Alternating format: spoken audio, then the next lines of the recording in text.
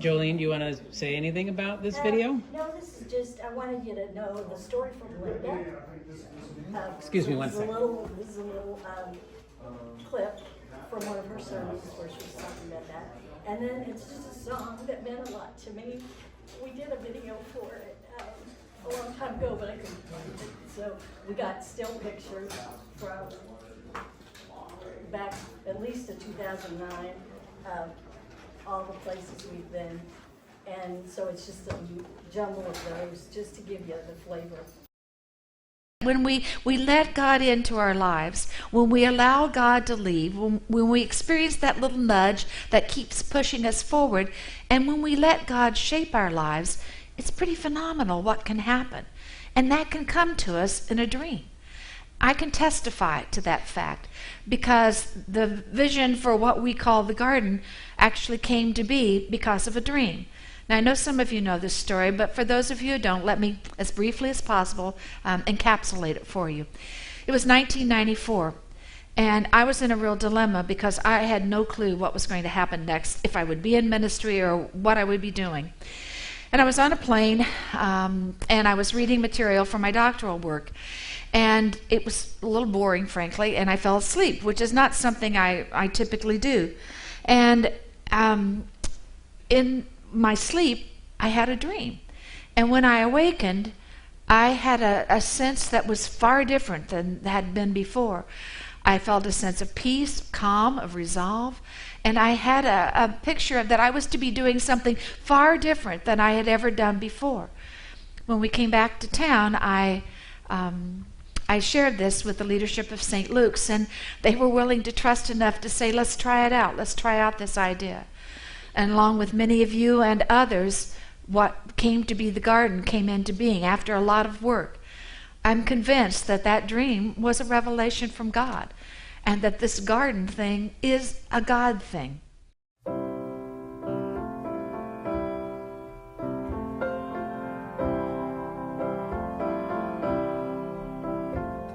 Something in your eyes makes me want to lose myself, makes me want to lose myself in your arms. There's something in your voice makes my heart beat fast. Hope this feeling lasts the rest of my life. If you knew how lonely my life has been, and how low I felt for so long. If you knew how I wanted someone to come along and change my life the way you've done. Feels like home to me, feels like home.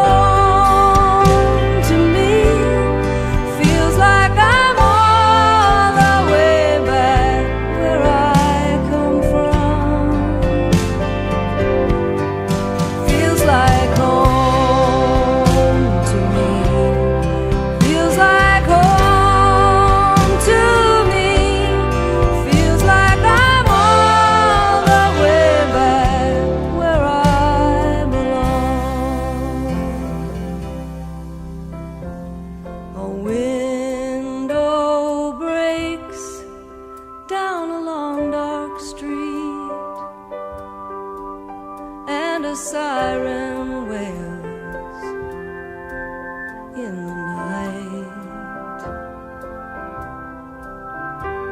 but I'm alright, 'cause I have you here with me, and I can almost see through the dark there's a light.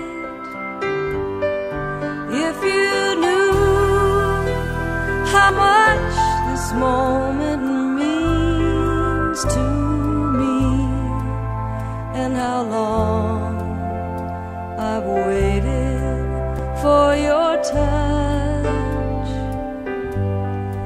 If you knew how happy you are making me, I've never thought I'd love anyone so much. Feels like home to me. Feels like home to me. Feels like I'm all the way back where I come from. Feels like home to me. Feels like home to me. Feels like I'm all the way back where I belong. Feels like I'm all the way back where I belong.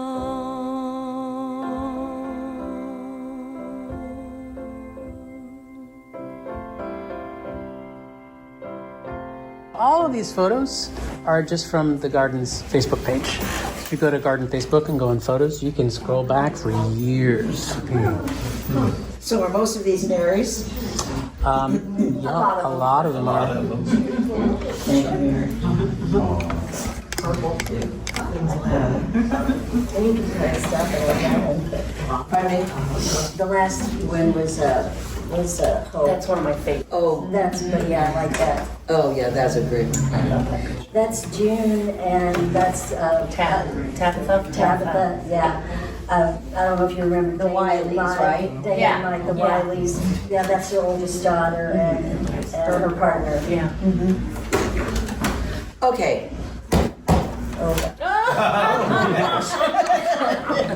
Thank you, Matthew. Is this the hot seat? Let's put there we go. Good. Are you ready? No, but here we go. Yeah, we'll be fine. Okay. So, at some point in time, you had to respond to an invitation to start the garden. Yes. Do you remember that? Yes. Yes. I think it was in the bulletin. I had been a member of St. Luke's for a little while. And I've been looking for a church for a long time. And then when this came out, it was like, oh my God, this is what I always wanted. The first clip we ever showed was from Sister Act. You better, now some people here might not know about the movie. Oh, Better we tell used to that. have movie clips. That was a big part of the garden. Joleen knew all these videos. And when we first started, I took 2 VCRs and made the clips, so you can imagine how well those were edited. But then we got our pro, Mike Jensen, who was fabulous, and we even used Good Will Hunting as a clip. And it did not have one bad word in it. That was hard to find in that movie. But anyway, Sister Act was the first clip that we showed, and it was kind of like the scene where Whoopi had first taken over the choir, and you know, she boogie-woogied it up a little, and so the Reverend Mother's kind of getting on her, and the priest walks in, and oh, you know, didn't you see the people come in, and Whoopi saying, let's get some butts in the seats, you know. It was just, and that's what I felt like. I found home. So there we go. So that sounds like sort of was a God moment for you, that you just knew that this was what you were supposed to be doing. Yep. Yeah. So you sort of shared a little bit about what your job was, but could you say what your jobs were at Well, the it was beginning? all based on teams. So we had, I was on the hospitality team, the worship team.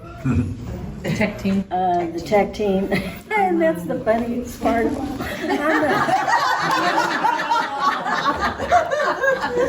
Me and Tack are just like here and there. Yeah. But they never kicked me off or anything, so. Which is really surprising, because every job I ever had, I had to call the tech people, and they'd come up and they'd say, "I've never seen it do that before." Of course. But anyway, so that was.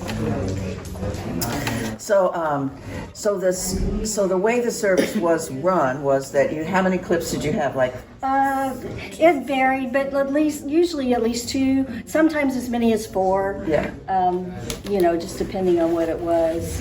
yeah. So as I recall, there was an intro clip kind of. There was a clip that started out every service. Usually, Yeah. yeah. And then it just depended on the subject, and like sometimes we'd take one movie and just use one movie. We did August Rush. Yeah. I happened to see that one, and I was looking through some of the old tapes and old services. I have a lot of DVDs, so if you ever wanted to find something from Linda's sermons especially, I've got hundreds, probably thousands of them. And it is kind of fun. In those you can go and you can see the whole service, because we weren't streaming then, so we could put video clips in the service, and now they would kick you off and all that. So we tried to put a little bit of the sister act so you could just get the flavor of it, but it wasn't possible. But just go home and watch the movie, and You get the idea. you'll get the idea. Right. So let's see. So, what can you say something about Linda's style? Yeah, she was just so. She took her style from Carver McGriff, and I don't know if any of you ever got to hear Carver, but he was one of the most amazing speakers I ever heard. I mean, that's what got me to go back to church. Was going there, and all the associate pastors that was there, because it was Linda, Cindy Bates, Steve Miller, Alan Rumble, and there was one more. Who, Richard? No, Rupp. Rupp. But then there was Mary. I'm thinking later. Marion was later, yeah. Marion was there. Yeah. Anyway, they were all just fabulous. And so I felt like every Sunday I go, they were saying something in it was what they were trying to tell me. It was what I needed to hear for that week. And it was like that the whole time. Yeah, and I was gonna say, the thing I remember about Linda is when you mentioned earlier Celtic spirit. Yeah. She was very, very Yes. into that, and a lot of her sermons had that in it, and it was just very spiritual. It just kind of went right there. Yes. That's why we took so many trips. She took so many trips to Ireland, and I think I was on all of them but one. And we also went to Scotland, and it was just, and she did such research. And she always had like quotes from different people and information that she got from different places. And it just amazed me how she could find out all this information and put it together and just, and I love Carolyn's too, hers, but there's a different style. Yeah. So it's Yeah, kind of very fun. different. It's fun to see the difference. yeah. Some of you may not know, but Linda was a French teacher. She was teaching at North Central before she decided to go back to seminary, or not go back, but go to seminary. So she had one of those big career changes in her life, from being a French teacher to being clergy. And you sort of hear a little clip of that in what we saw that was like, what am I doing? Where am I going? What does it mean for me to be clergy? I'm not real sure here.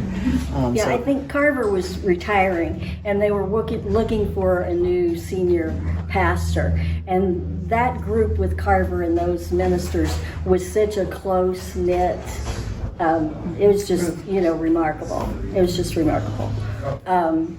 And I think they were all kind of in a transition period during that time. And Linda just Yeah. found her path. Yeah, she certainly did. And here we are today because of that, that dream she had on the plane. We're here today. I'm curious how many of you were at the garden when Linda was there. Maybe a little over half, maybe. So you all have a first-hand memory of Linda and her style and who she was as a person. It's so sad that she's dead. I mean, sometimes it's hard for me to believe that she's dead. I mean, just that. I know that's a silly thing to say, but it's really hard for me to believe. Did you want to say something, Kim? No. Okay. Well, I would like to talk about the music for a while, and Kim, you can probably help us. You want to just stay back there? Or you want to come up here? Come on down.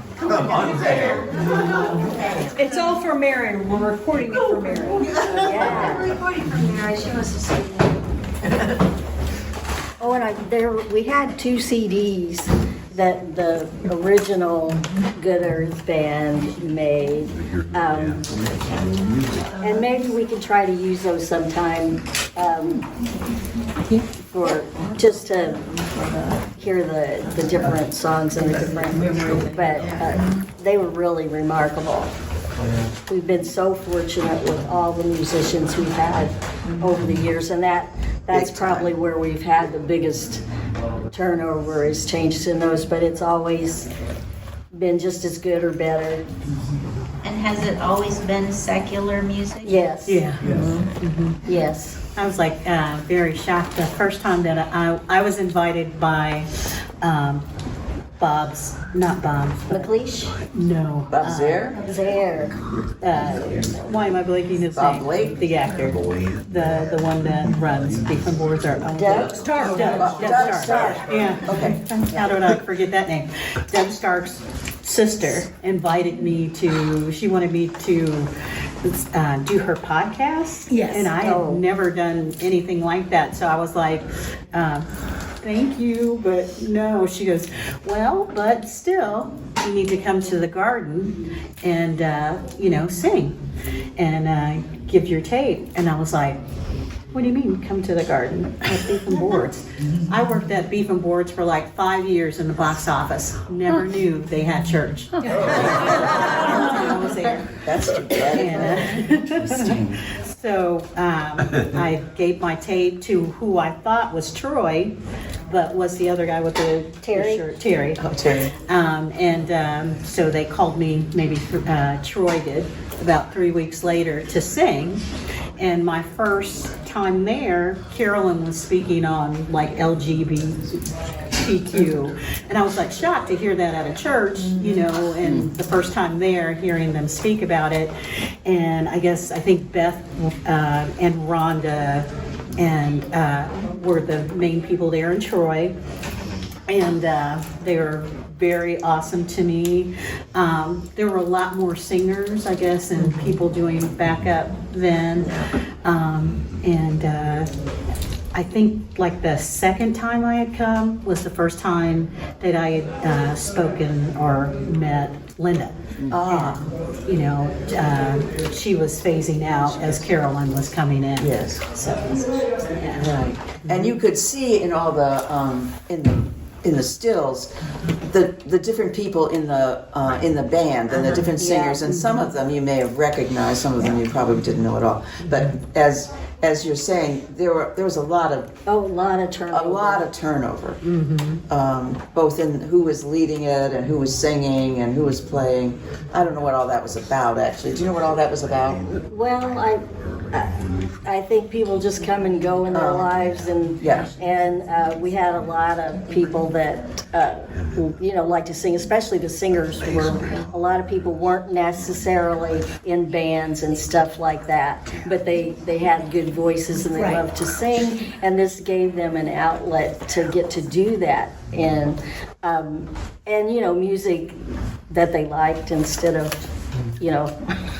churchy things. Yeah. And we weren't really into praise music either. that wasn't our thing. So one of the biggest things that drew me to it was in the ad they put in there, about the important thing was finding the sacred in the secular. And that had always been something I was looking for. So just seeing those words made me feel like home. Yeah, and that's very Celtic. That's sort of the building, a pillar of the Celtic spirituality. Yeah. It's funny how, the songs that we do, and you're like, oh my God, I didn't take that message from, I wouldn't have ever thought that there was a message from it. Hit the road, it's yeah. cool. And then when you add the messages from the clips, the different clips from the movies, and then how they correlate with the songs, I always thought, and to know your part in that, I was always so like, wow, like you saw things in ways that were different, seeing just the movie clips and that, and then listening to the songs, like they really hit in a way when you're sitting there. And I always personally thought same thing, like it was speaking to me. Like those were things I was dealing with in life, and I'd walk in and then that would be the topic, right? That would just be like I could connect personally. And as I'm sure most folks could find a way to connect with whatever that topic was with the music and the clips, but that was amazing. And obviously I didn't know you then or know your part in that, but I love that. The biggest part, I mean, it was that was Joleen. The clips were Joleen. That was amazing. I think I grew up watching films even as a little kid.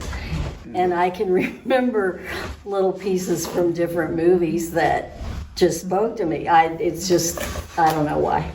I've seen a lot of movies too, but that doesn't mean I remember well enough to make some sense of something. Her memory is incredible. Right. So we used to have, she mentioned the worship team, and we used to get together on a weekly basis. And a couple weeks before the service, we would get Linda's message. And whether we were doing the prayer or whether we were doing the videos or whether we were doing the music, we would meet and we would talk about it and brainstorm ideas. So this incredible team, this talented team would pull this all together. And you're right, that was. And the fact with me, I was unchurched before I came to the garden. And for your whole life? I'm a recovering Catholic. Okay. Say no more. When I went to St. Luke's. I went to St. Luke's, but I did not connect with it as much until we started going back and forth between the garden and St. Luke's, and we've been with the garden since then. So anyway, but this group was just incredible. Oh, and the fact that I would hear a song at church on Sunday, and then later on that week I'd hear the same song on the radio. It brought me back, and it made it real to me. Yeah, that's beautiful. Yeah, thank you. The sermons were all just so applicable to what was going on, around you or in your own life or whatever. Unlike a lot, I shouldn't say this, but unlike a lot of sermons in a traditional church. Yeah. Scott, did you want to say something? No, I mean, you talk about the movie clips, and it wasn't just movies. I found it very amusing that every now and then he would show The Simpsons. I'm at church watching The Simpsons. I have to say, Linda Newell, probably most of you don't know Linda. She was married to Jim Newell, who used to be the bass player. And they used to sing together. They have beautiful voices. But she was my Simpson girl. She and Jim watched The Simpsons regularly. And so she and I would get together like maybe once a month or something, and because she was into movies and she was into a lot of TV, things like The Simpsons and stuff. And she was also an editor, so when Mike couldn't edit the clips, I was usually there because I would have them, but they were the techs, and I was just the ballast.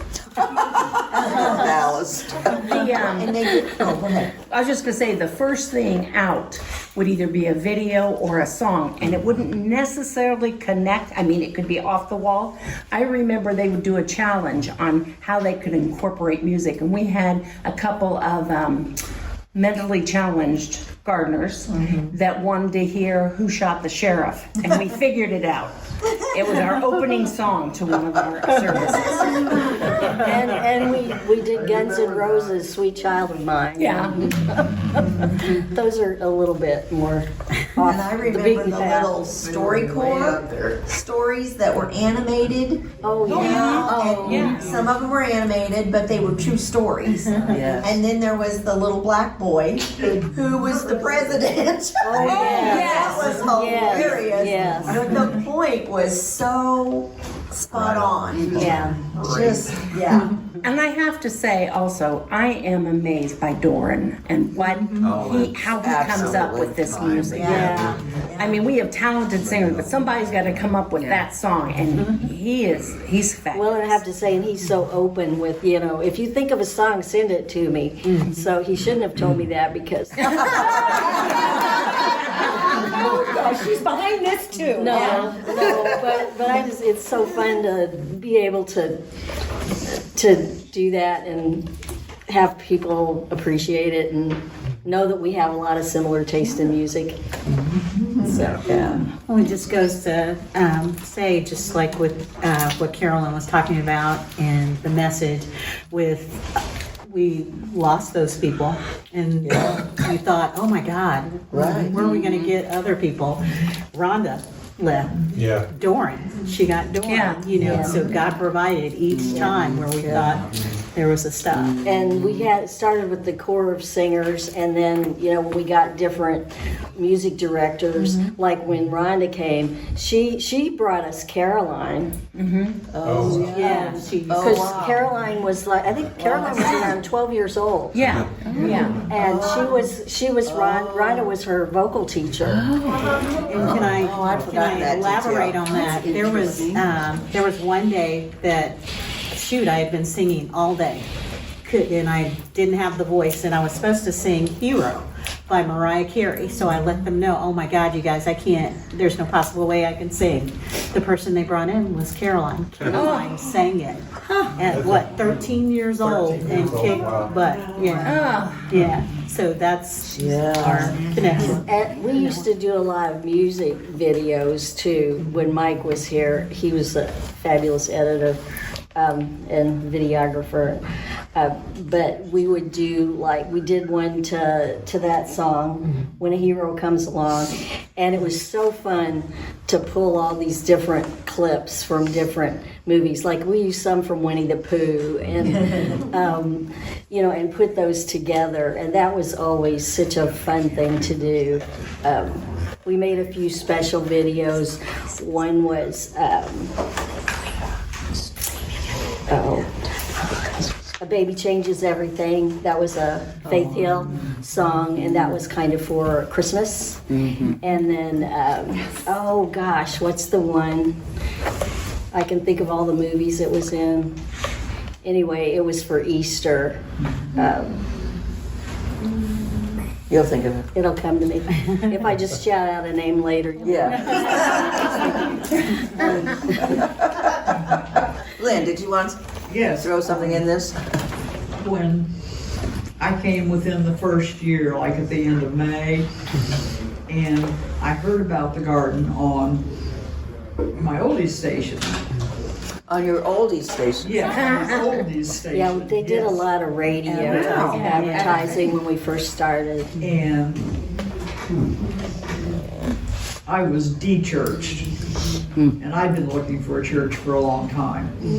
And the first Sunday I came, for some reason, I don't remember the message of the songs, but the movie clips were from Mrs. Doubtfire.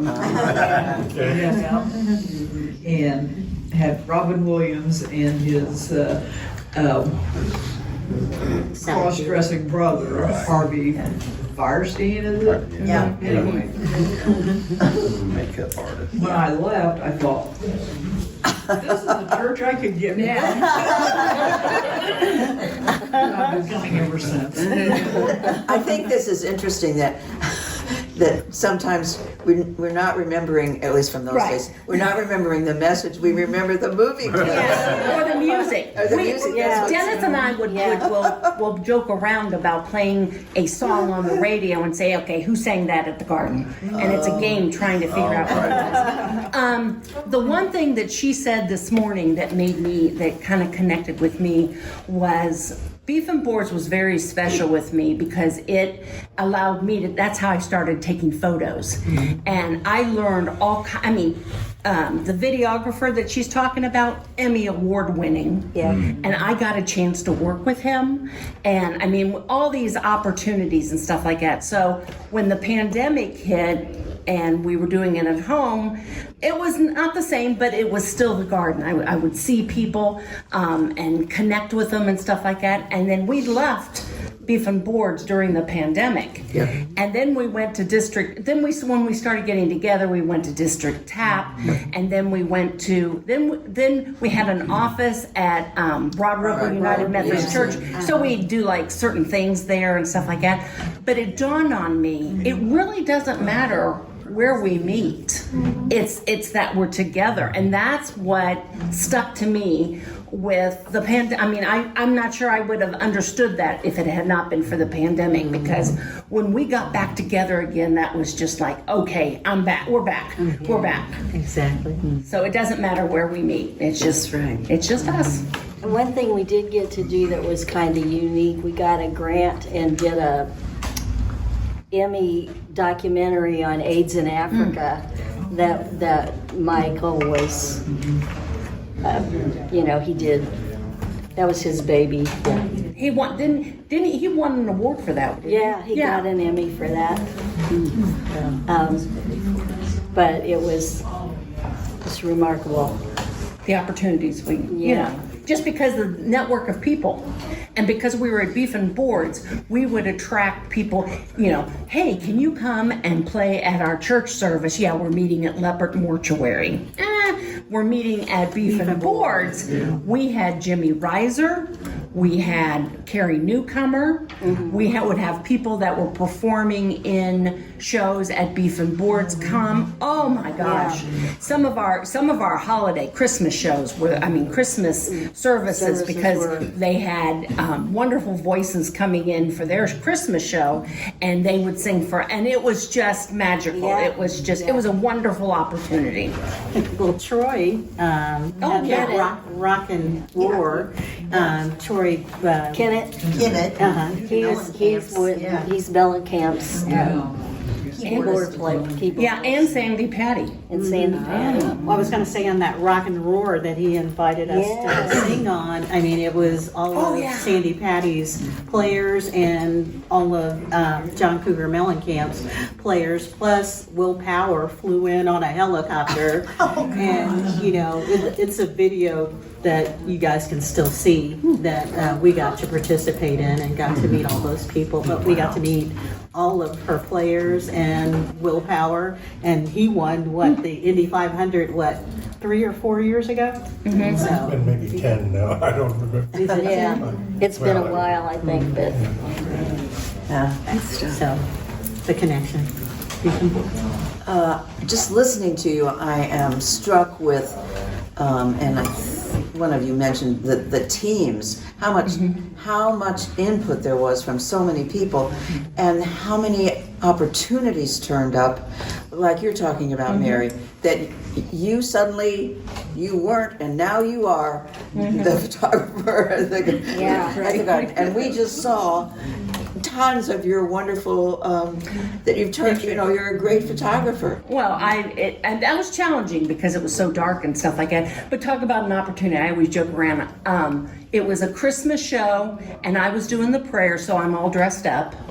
And we had a curtain that was going around the stage, and we were putting a video on it or something like that. And at some point, they needed to open up the curtain, but they didn't have anybody that could do it because everybody was busy. So I got the job in the back of behind beef and boards with my nice outfit on and pulling this thing as fast as I could. And I joke around and I said, now what is this called? And I think he said it was a key grip. I said, can I put that on my resume?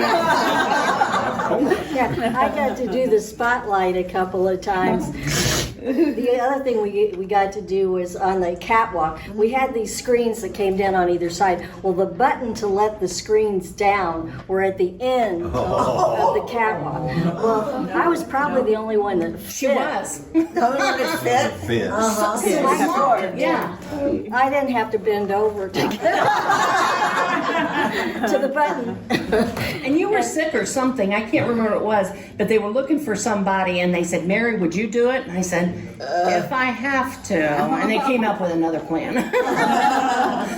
Yeah, because that was one of my big jobs, was putting the screens down. Yeah. That's my check. Oh, my check. That's why I was on the check. Did they come back up the same way? Yeah. Yeah. So, yeah, I had to do it right before the service and then go out at the end.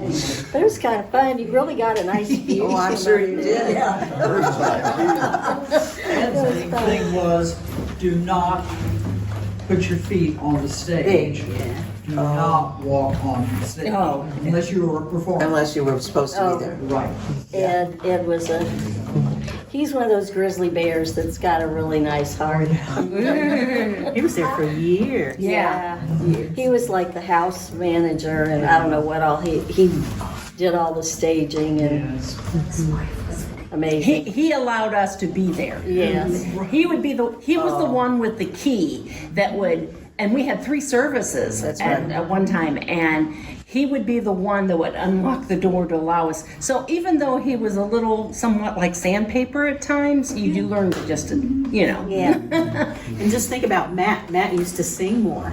So how much he's evolved with all the tech and everything. And that is amazing. Yes, he is. I want you to know. He's just. One time I was having a conversation with Matt and I said, Matt, we need to do an art exhibit of the stuff that you create on these covers and stuff like that. And he goes, oh, it's all AI. I just tell him what I want and do it like that. But that's a resource that not many of us have. I don't believe it. It's not all. Yep, that's AI. What you see there? Really? Yeah. That was that? Sometimes we. What about the gather together? Get I make together, That's Matt. I make things from time to time. We have access to a library of stock photos, so I will check there. And if I don't find something I want, I describe what I want, and then I modify it. But if we need something custom made, I make it. Otherwise, I find it. He also does the picture drawing. What would you describe that as? What you did for Kevin? The words that the whole picture is words. Or a word. Oh, the typographical art. Yeah. He does that too. So many talented people. So many talented people. I would like to bring up something that is more difficult, and I think that is anybody willing to speak to what it was like to live through the transition between Linda and Carolyn, because I know that was not always all sunshine and roses. I wasn't a part of it, huh? I could say something. Oh, okay. Somebody. All right. It was difficult. My understanding is it is typically difficult when a new pastor comes on to a church. That even with the most competent, most well-loved pastor, it is really common for a lot of the congregation to leave, to follow them, or to go elsewhere. That definitely happened. And Linda was, I would say, to me, it was like Jesus light. I mean, it wasn't all biblical. She would come in and she would talk about what she just happened to be reading. And it was a more contemplative, thoughtful kind of message. And Carolyn came in with this big energy, just this big open heart, lots of warmth. And I would always joke with Carolyn that, like, it's the same garden, but with 100% more Jesus. Because Carolyn came in, it's, lots and lots of Jesus. And Carolyn has actually toned down the Jesus tremendously over the years.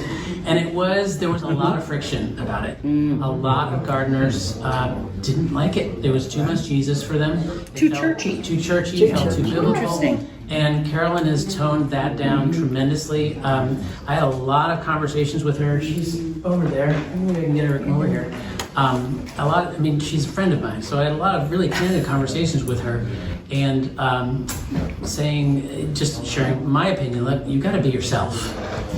I know you want to serve this congregation, but you also have to be yourself. So where is that balance?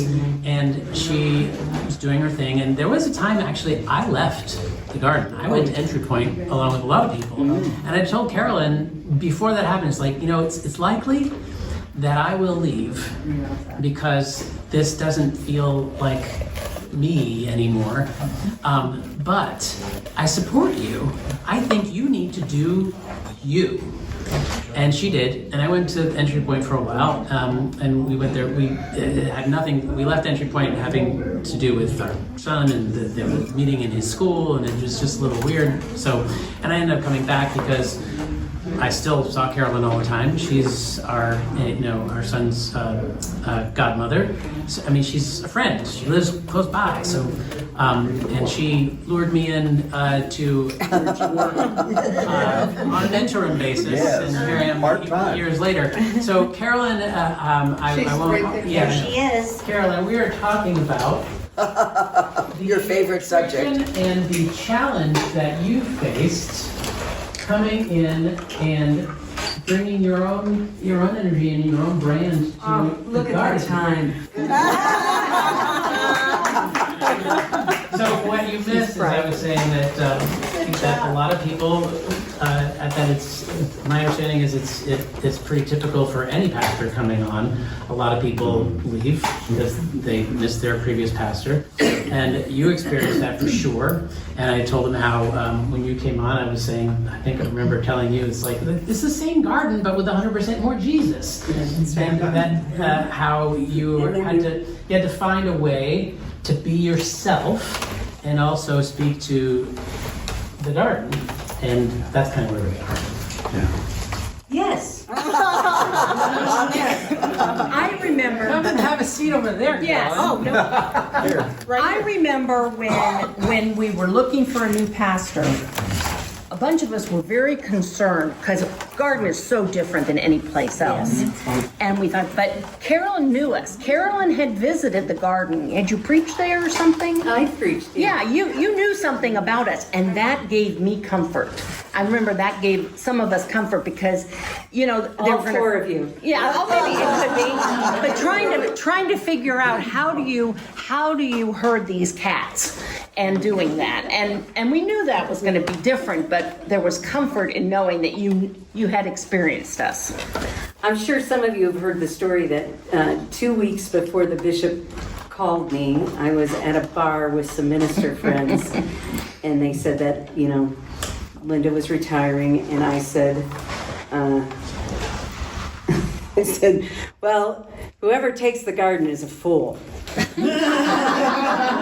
Never dreaming that I would hear from the bishop.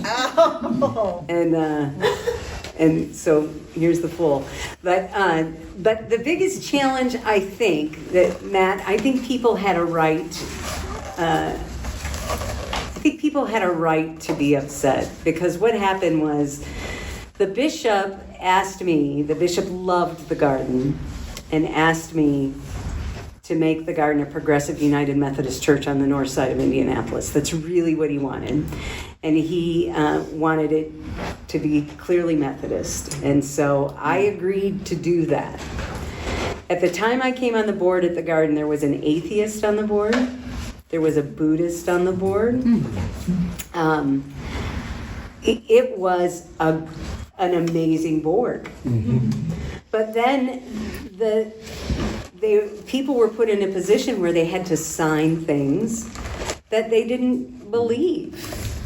And if I had, and then also there were a group of people very protective of what Linda had created. Mm-hmm. And I don't think there's anything wrong with that. I think that it says a lot about the commitment they had to Linda. But there was no doubt about it. I knew we were going to lose people because the documentation to become a United Methodist Church is very Christ-based. I mean, the call for the Methodist Church is to make disciples of Christ. And what the Garden has taught me is,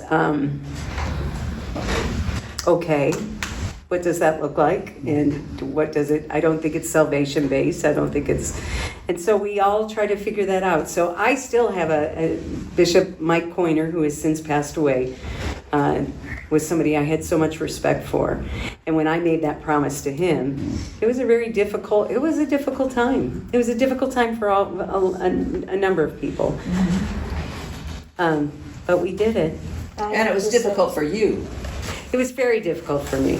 Yeah. Has the Garden prompted you to, how has the Garden changed you theologically? Wow. Well, you know what's so interesting is that there were some assumptions when I made the Garden a United Methodist Church. There were a lot of assumptions of what I believed and that were put upon me.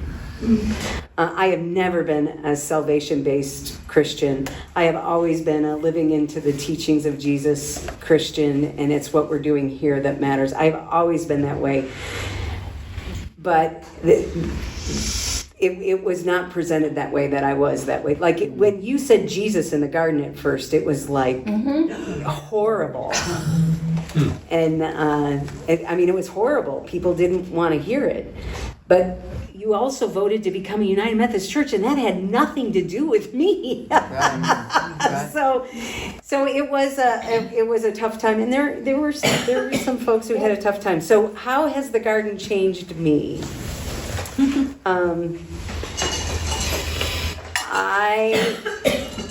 So every week I listen to the music, which I've always listened to, right, my whole life. But very differently than I've ever listened to music before. And like this week, that We May Never Pass This Way Again totally informed the sermon. So that was all, the more I listened to it, I was like, yeah, this makes sense. And so that has changed me. I think I've always been open and inclusive. Yeah. And it's always been an important part of my journey. So I think the Garden, at first, if I'm going to be totally honest, changed me in scary ways. That I was always a performer, so I liked to be liked. And there were a lot of people at the Garden who didn't like me. I mean, there were a lot of people at the Garden. I think, though, that was going to be the case no matter who it was. And I want to let you know that I voted for you. Oh, thank you. I think it's a matter. I think it's a matter of whoever you were. Yeah. You were not Linda. That's right. I was not You Linda. called it. And people are resistant to change. Yeah. So the way I dealt with that stress was I started drinking a lot. I'll be totally honest. I started, 5 o'clock became 3. And it was very stressful for me for a while. So I don't blame the Garden. It was my choice. I numbed myself and pretended like I wasn't hurt. But I was, the performer in me.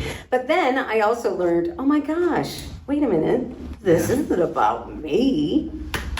I remember you telling a story about leaving Avon, and you had just finished a capital campaign or something like that, and you were kind of looking forward to kind of settling down because you were just in this, and then this happened. Yeah, it was terrible. And I know, and you said that. I mean, I appreciate your honesty in saying that, but Another thing was the confidence in you was Linda was not loved Linda, love. But to take us into the next chapter, she couldn't do that. She couldn't do that. And so you were somebody, your big personality, and hello everybody, and you make people. I mean, we were laughing in a funeral home today. Yeah, exactly. I mean, that is exactly what we needed today. Was this is fine. This is fine. This will be fine for a while, and the jokes and Kevin. And I mean, that is what we needed, that it's okay to be here. It is. It is. I can't think of a community that's had to face its fears more than the garden. I can't think of a church. A lot of churches find their home in a building. And find their home and take on that building as their responsibility. That is what they do, and that's what becomes their focus. Well, we don't have any building to focus on and never have. So what that does is it makes a community more vulnerable, makes a community more figuring out what my faith means as an individual and as a community. And I think, you know, it's I have never been with a group of people who are more socially active. I mean, there are a lot of churches that say that they are, but you know, whenever we go to Soupçon, there are too many hands. Yeah. That is not a problem a lot of churches have, you know. So I think that if I ever wanted to go back to school, which I don't, I would study that. I would study the impact of being, and that really, for us not being a Christ-based organization, the truth is you really are pretty Jesus-based, because Jesus wasn't about the building and Jesus was not about Jesus was about taking care of people. And this year, when that became very clear that our brothers and sisters were in danger, you stepped up. I mean, it just is. I always say to people, you don't think about being 60. Did you ever say, oh, God, I can't wait till I'm 60? 65. You're 65? 60 looks really good to me. But what's so interesting is I do feel really young in ministry, because I've never had this kind of experience before. I've never had, you know, I've never, you think I'd stand up in Avon's pulpit and say, shame on you, Mr. President? No, that wouldn't happen. That wouldn't happen. So it's a very exciting time for me as well. Carolyn, I just want to say this to you anyway, but I want to say it with these people here, because I think you may feel it a little more. You spoke about how difficult it was to come to the garden, who was saying goodbye to a beloved pastor, and how it was really difficult, and a lot of people didn't like you. But a lot has happened since then. The garden has evolved, the garden has changed, and you are now that beloved. Yes, exactly. Right. Yes. You are beloved. Thanks, man. It's very gracious of you. I just wanted to say, I'm sorry, Caroline, but I wanted to say something about, I'm relatively new here, and I know that there's been a transition, and some of you I've known longer than others, and it's just been such a joy to get to know the other people who come here. And what I'm hearing is the story of a congregation that went through really difficult times and came out stronger and better and more loving, and the leadership has been important. Many of you in here, I think everybody who's here is a leader in some way, and I just really appreciate this time to give me as a newcomer the perspective on how this has happened. And it reminds me that when trouble comes, it's good trouble. Absolutely. Absolutely. It's the only way we grow, right? Yes. Right. Martha, you had a question. Not a Or question. a comment. Another perspective. We talked a lot about the transition between pastors. What a lot of people may not know is there was a behind-the-scenes transition going on from the support of being under St. Luke's, who was paying the pastor's salary and doing some of the finances and supplying that office. So that Thus the fool who took over the garden. that was exactly at the same time, to be blunt, St. Luke's kind of kicked the garden out. We did. Because they were going through their own transition between Kent, who had a handshake agreement with Linda, and they kind of each left each other alone, Linda to do her thing, and then Rob comes in and that, that same vision wasn't there, so that's really when I came in the picture, helping, certainly aware of the garden, never really much attended, kind of came in to help in the transition. I was going to St. Luke's at the time and knew of that, and so there was a lot behind the scenes of that transition going on. At the same time, brought a new pastor in, so a lot going on, new board, setting up all the processes and procedures, hiring your own staff. So Carolyn has weathered that well. And I want to say, when we wouldn't have done it without Martha. There's no way, Martha. You've heard the story. We physically moved. Like on December 20th or something, Merry Christmas. Martha and I and two men in a truck. I want to say, when we were doing this voting, as a gardener that was help deciding what we were going to do, to me it was like, we could stay with St. Luke's, or we could go out on our own as a Methodist church. Those were kind of like... Or go out on our own. Or go out on our own. As an independent. Yeah, But I'm not sure that wasn't... Well, We would have lost But down. to me, it was like there was no contest with staying with St. Luke's. Right. That had to go. Yeah. And when I heard that Carolyn was going to be the new one, it was like, yeah, we can do this because we got Carolyn. But once we learn more about financial stuff, we realized that us leaving St. Luke's was a big... Yeah, it was a big thing. And so by going completely independent was financially going to be very, very that hard. would be impossible. Right. Kim's got it.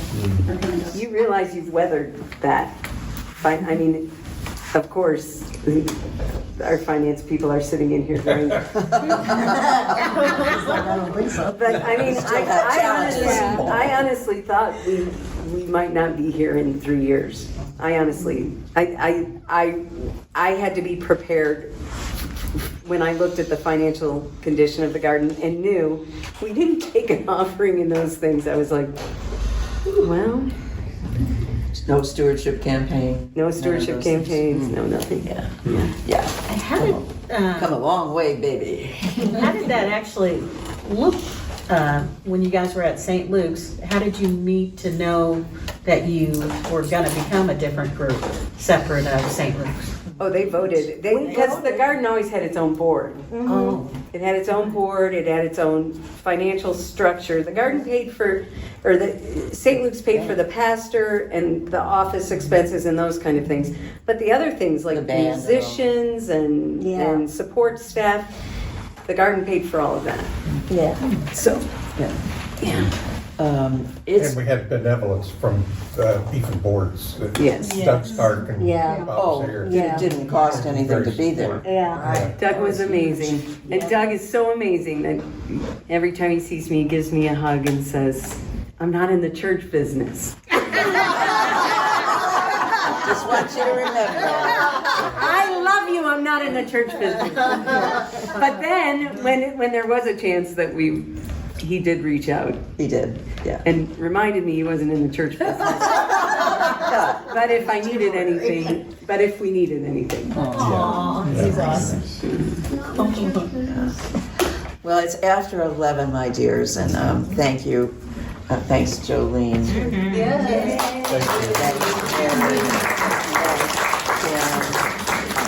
Thanks, Matt. Thanks, Carolyn. Thanks, all of you. And thank you for putting your chairs back in rows for the funeral. We'll reset this.